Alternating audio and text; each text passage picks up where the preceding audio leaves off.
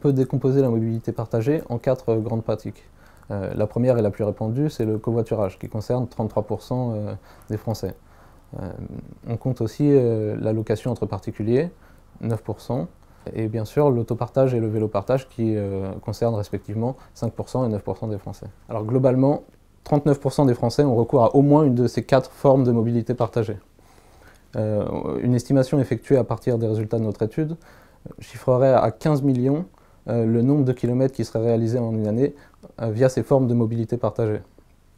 Donc c'est une goutte d'eau bien sûr, hein, à côté des 565 milliards de kilomètres annuels que représente la circulation automobile en France, mais c'est révélateur d'une tendance de fond. La mobilité partagée progresse, et ce au niveau mondial. Alors on n'a pas beaucoup de données fiables encore, étant donné la nature récente de ces pratiques au niveau international. On sait que les États-Unis sont pionniers. En Europe, ce serait plutôt l'Allemagne.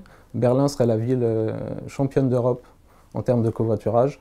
La France et Paris seraient juste derrière.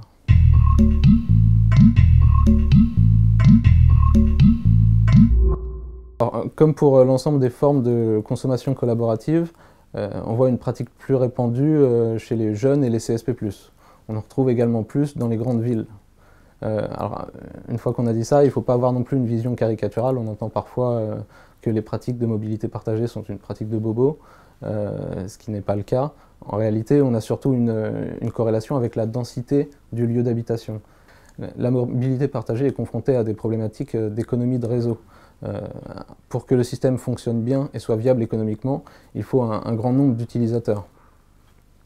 Ce qui explique qu'on en retrouve beaucoup dans les grandes villes.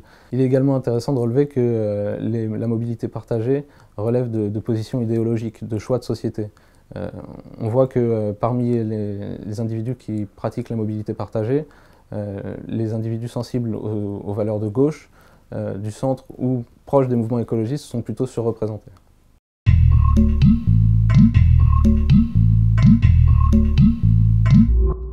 Alors, ce qui fait des pratiques de mobilité partagée des pratiques émergentes est justement leur diffusion permise par l'usage des nouvelles technologies.